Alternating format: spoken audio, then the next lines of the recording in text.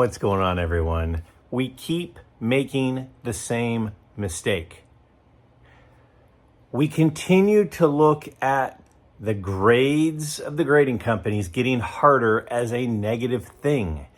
It's a negative thing for one person, the person that submitted the grade. For everyone else, for all of us collectors, it's a great thing.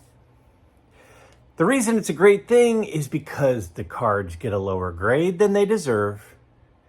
Therefore, they're going to sell for less than they should.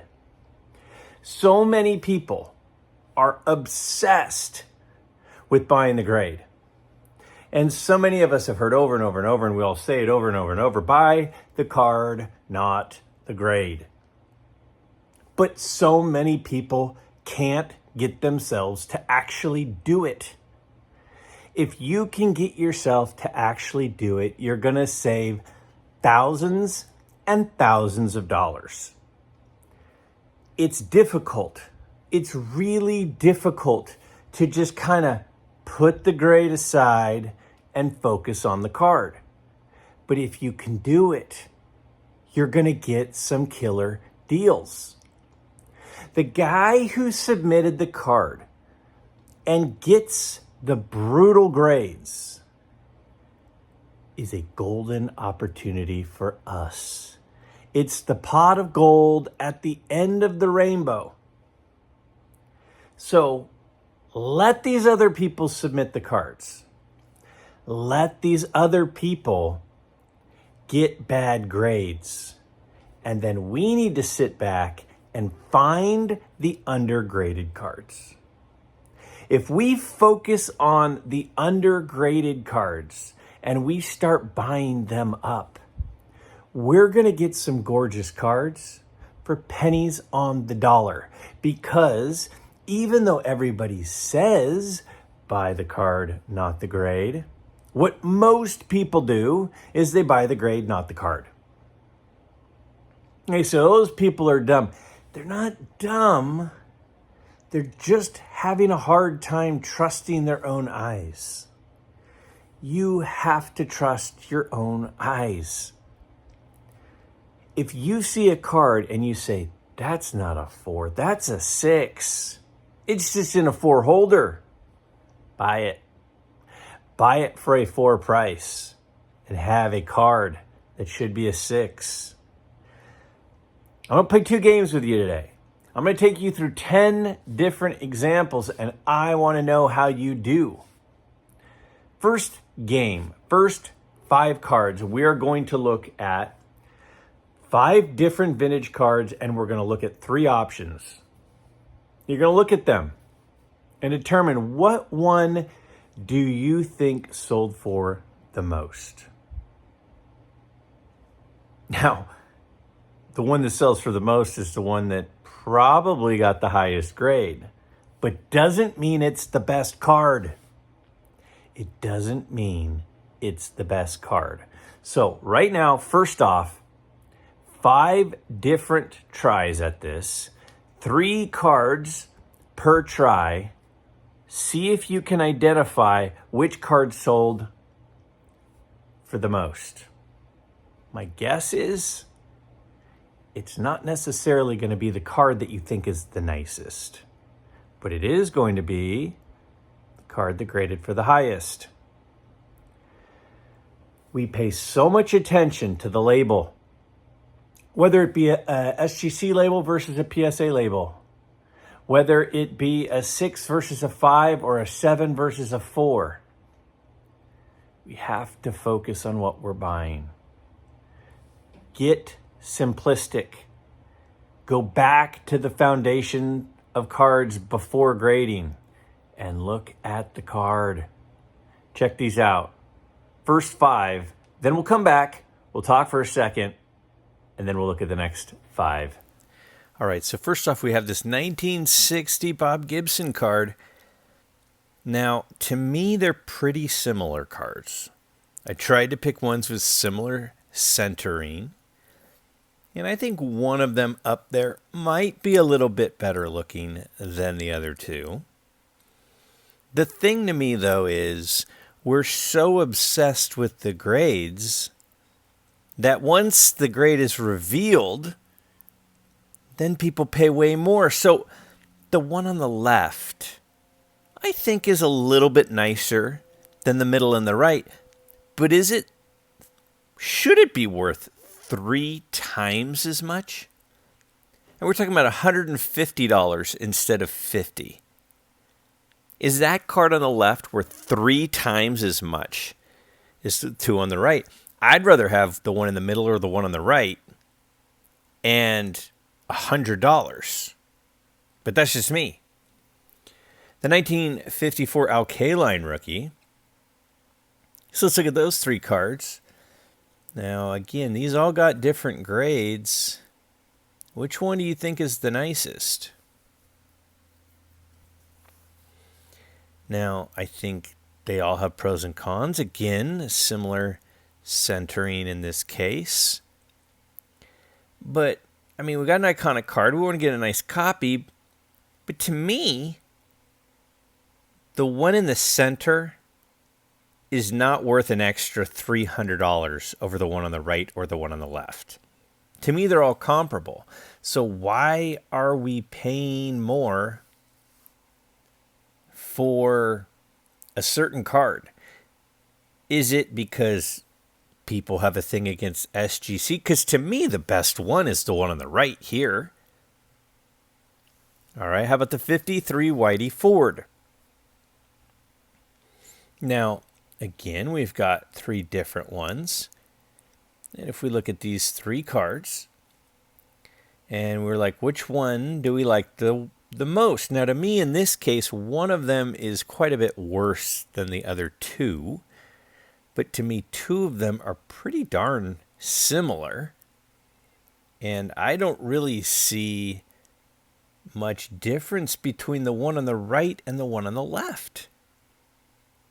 So why would the one on the right be like 80% more expensive than the one on the left? Now, I know that people say, oh, PSA sells for more than SGC because of the registry. But if I'm a collector, aren't I just buying the one that's the nicest for the best deal? All right, how about Sandy Koufax's rookie card? Such a great card. Again, 3 to me, these 3 look very, very similar.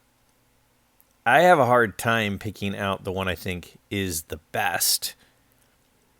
And the one you're going to see in a minute that gets the highest grade, I actually think might be the worst of the 3. So the one on the right has the highest grade and sold for the most, even though I think it's the worst one. I kind of lean toward the one on the left the best, and that's the lowest grade.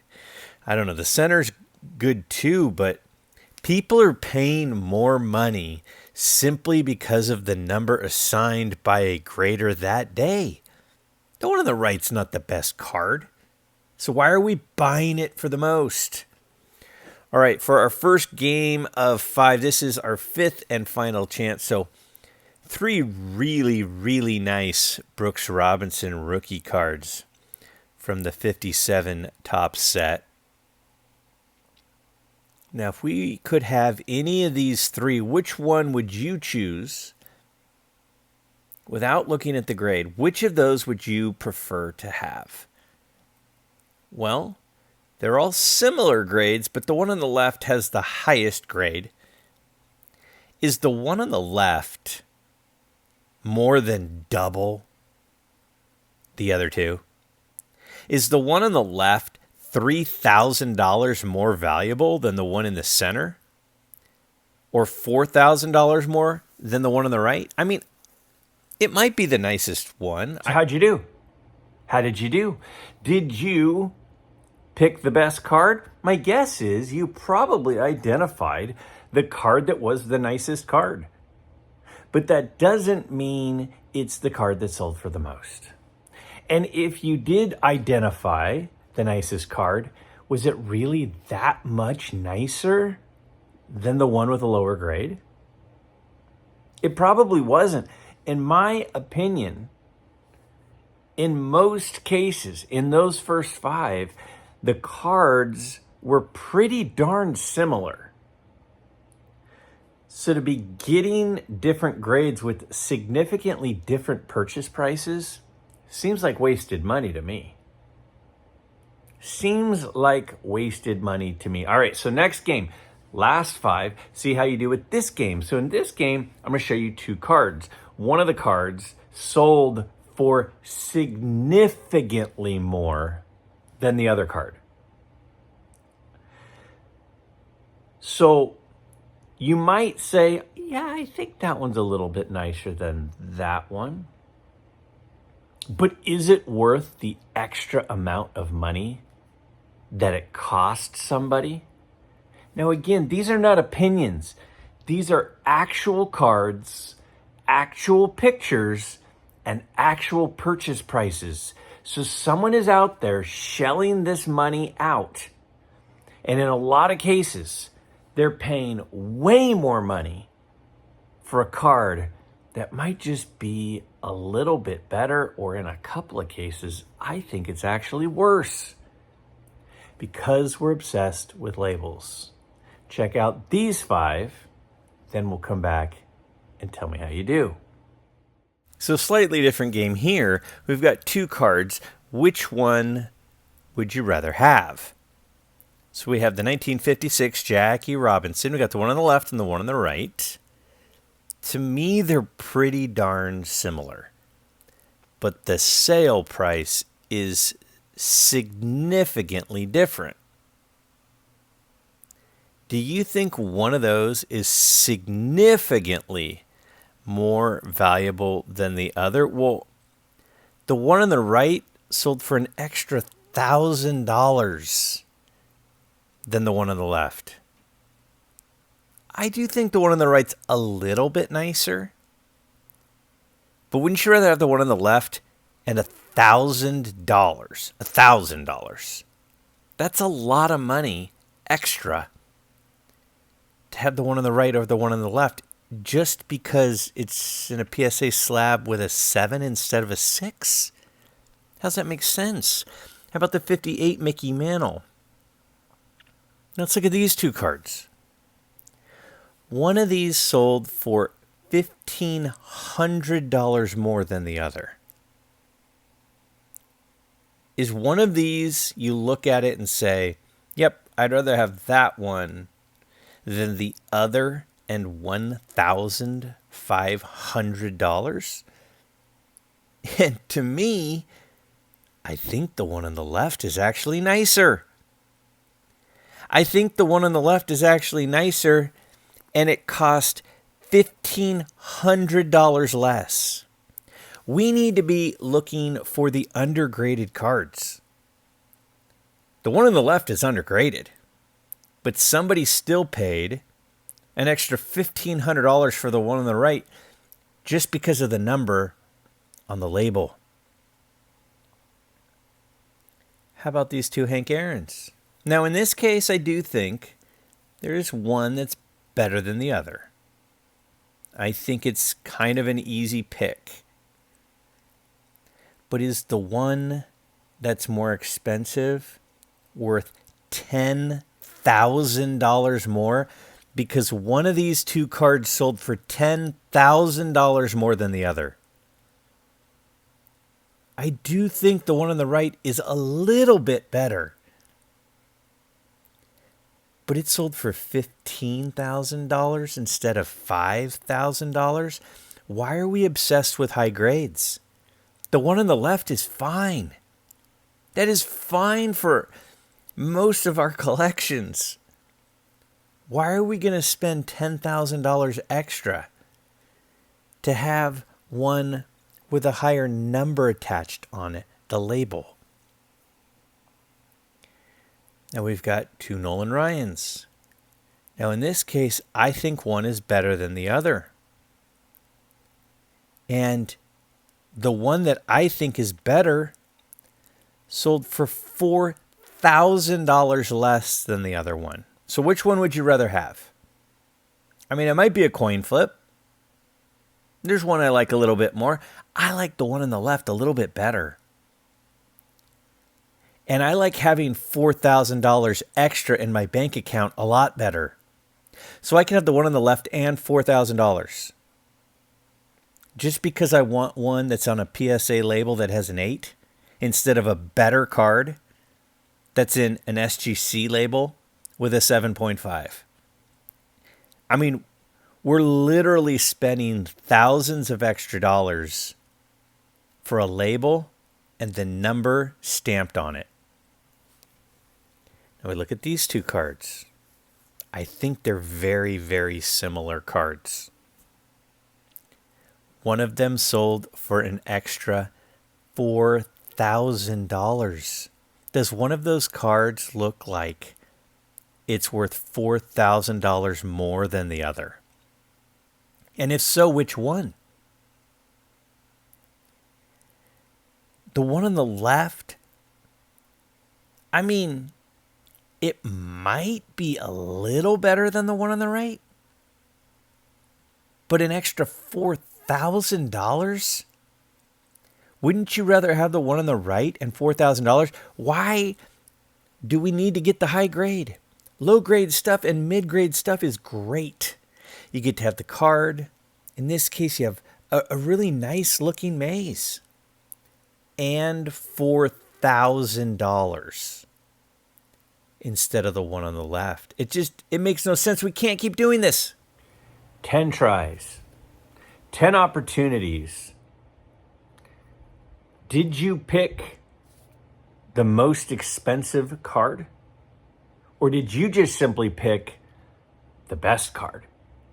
Because I think it's pretty clear that the best card is not always the most expensive card. But somebody who's obsessed with the label, whether it be one company or over another, or the number on the label, whether it be one number over some other number that was assigned by some grader in some room, we are letting them have too much control. Stop making this mistake. Save yourself money, because the more money you save, the more money you have to go buy more stuff. Let me know in the comments below what you think of this. I'm going to continue to talk about this. This topic is not going away. As long as I continue to see people paying way too much money for equal or inferior cards simply because of the label at the top, whether it be a company over another or whether it be a number assigned versus a different number assigned. We have to stop doing it, and people are doing it every day, as these recent sale numbers prove. If you've not yet subscribed to my channel, I hope you'll take a second and do that. I really appreciate your support.